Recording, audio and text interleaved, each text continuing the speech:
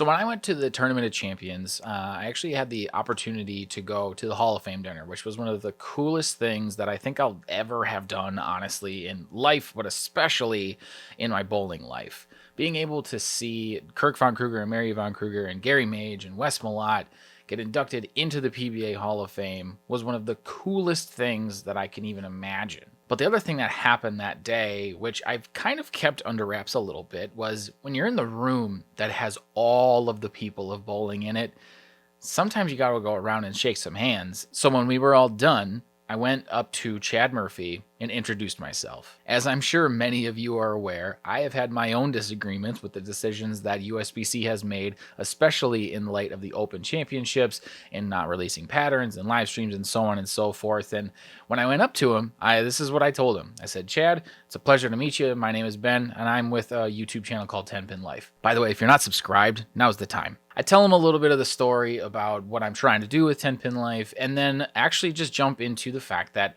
of the circles that I walk in the world of bowling, very few people have many positive things to say about Chad Murphy and about USBC. However, this was on a Saturday, and that Friday before, I had actually had a long conversation with a gentleman who knows Chad really well personally, and he had nothing but good things to say about him. He was only saying things that I had never heard in these circles that I walk in.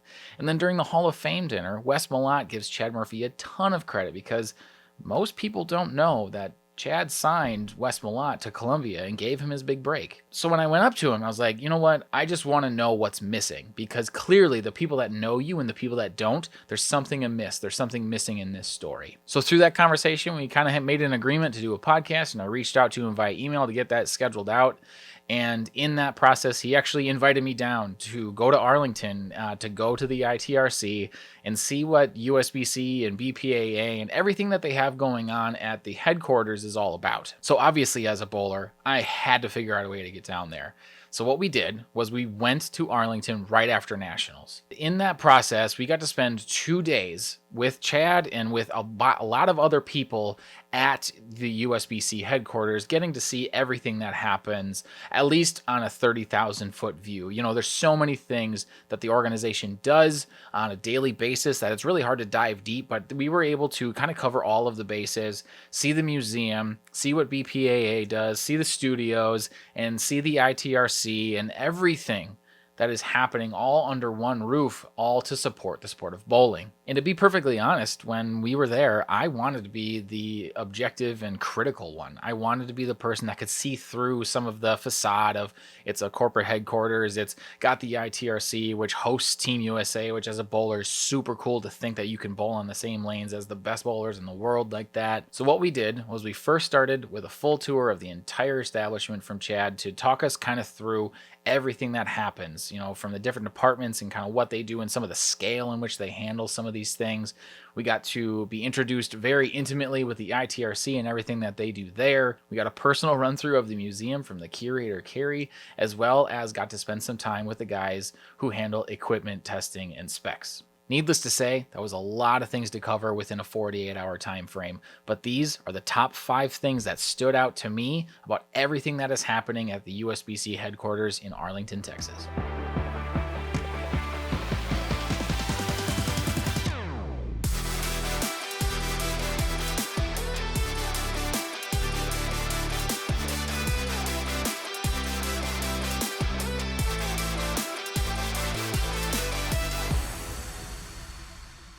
The first one that stood out hit me as soon as we walked in the door. There is so much collaboration and sharing that is happening under one roof among multiple organizations that I had absolutely no clue about. Now, I think if I would have dug into it a little bit, I could have known that USBC and BPAA and a bunch of other entities are housed under the same roof. But regardless of my own ignorance of that fact, when they're walking the same halls together, there's some efficiencies that have been created that maybe they're taking for granted and also we just don't know about because it's just the way that things operate. Having the multiple organizations under one roof gives bowling the opportunity to be more efficient, to limit expense, to take what it is that they can get from vendors and really apply it across the board. Even just thinking about the negotiations that BPAA goes through with large national contractors or distributors, and then how that actually impacts the sanctioned bowlers experience in their leagues is so interesting to think about. And the fact that it all happens in one place and how those two things interplay really to increase the quality of the bowling experience for everybody across the board, regardless of the type of bowler that you are, skill level, so on and so forth. It's just an efficiency that I can appreciate, and I want everybody to have an understanding of the fact that it's not just some swollen pig of an organization that is just eating up all this money. There is an intention to utilize it effectively, and they're doing it across multiple organizations. And that leads me to my second point. USBC actually runs a lot leaner than we realize. Let's take claims, for example. They handle thousands of calls, thousands of complaints and grievances from sanctioned bowlers every year, and it's really only done in a department of up to like 10. It's really not that many people. Am I going to give them all the credit in the world for running lean? Not necessarily. There are inefficiencies that I think they even realize because they want to have more hands on deck to be able to handle the things that they're doing. But they're not just out there hiring as many people as they can, paying them way too much, also that they can sit there and just live on the corporate dime and really give us nothing for whatever our sanction fees are for that year. Real quick, before we get to point number 3, I know that this is going to sound like a lot of positive things out of USBC, but they're the things that surprised me. I personally did not have a really quality experience with anything USBC related up to this point. You know, my local experience here is basically I was on the board, and those that are on our local board of directors, and especially the person that's president, are just not people that I really see eye to eye with for the most part. I disagree with a lot of this.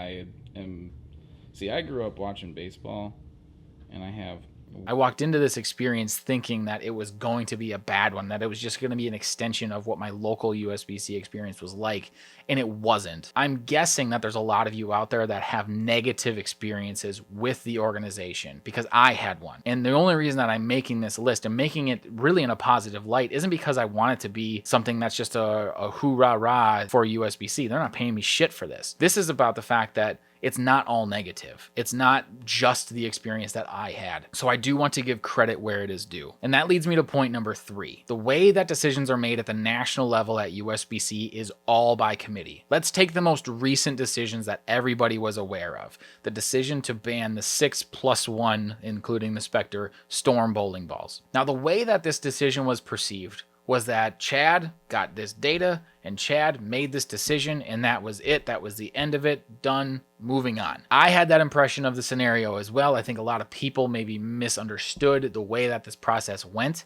I was one of them. Everything at USBC is decided by committee. They bring in data, they bring in people, and they let the groups decide. And then Chad is ultimately the person that just announces those decisions. He's the face of the organization. Does he have influence on those decisions? Absolutely. Is he in all of those meetings? Absolutely. Do I know the level of impact that he has on every single decision that's made? Absolutely not. But there are a lot of people that are contributing to these decisions, whether or not they want to say anything or not. They're inviting people that are both from large organizations and small organizations and individuals that have influence in the industry, or at least expertise and insight, to be a part of these committees, to be a part of the understanding of the decision-making process, and really to provide their insight from their perspective. And that leads me to point number 4, and this one might surprise the hell out of all of you, or at least some of you. Chad Murphy is actually a really nice guy. That was the one thing that when I walked into this whole experience, I was really skeptical of. My personal experience with USBC and those that were in leadership at a local level being so negative,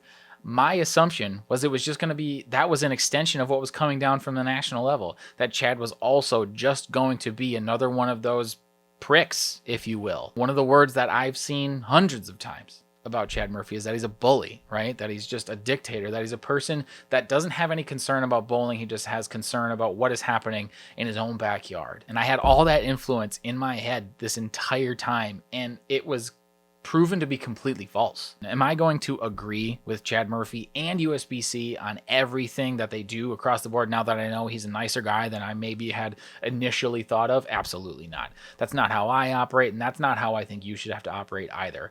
But also to have the public perception that he's just a bully, that he's just somebody that forces his will on people and just wants his own way, I don't think that's true either. And one other thing that not very many people know that is really going to impact your opinion on Chad, if you know this story, is one of the first things that he wanted to do when he was brought in as executive director was sanction Glenn Allison's 900. Chad had his best interest in mind. Chad made sure that Glenn Allison's 900 ring and the ball that he bowled his 900 with are in that Hall of Fame. Now, there's other reasons why, mostly legal, that sanction never happened. And one day I hope to tell that whole story. But Chad's a bowler, and I will give him credit for that. He was very welcoming. He was very open. He answered every single question that we asked, and he was very much interested in actually gathering our opinions as well. So the next time that USBC makes a decision, just know that it's coming from a place that's at least trying to be logical and isn't just some bully telling you what's gonna happen.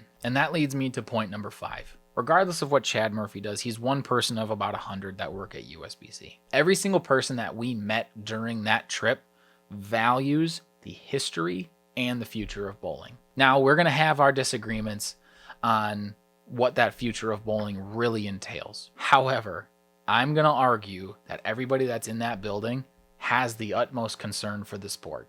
They have the utmost concern for the youth experience coming up in Grand Rapids at Junior Gold. They want the best Open Championships experience. They want to be able to communicate what it is that is going into these sanction fees that we pay every year are in fact going up this next year. They have quality intentions, and they also do a pretty good job of it. When we got walked through the museum with Carrie, she took us through the entire history of bowling, and she was ready to show us every exhibit as deeply as we wanted.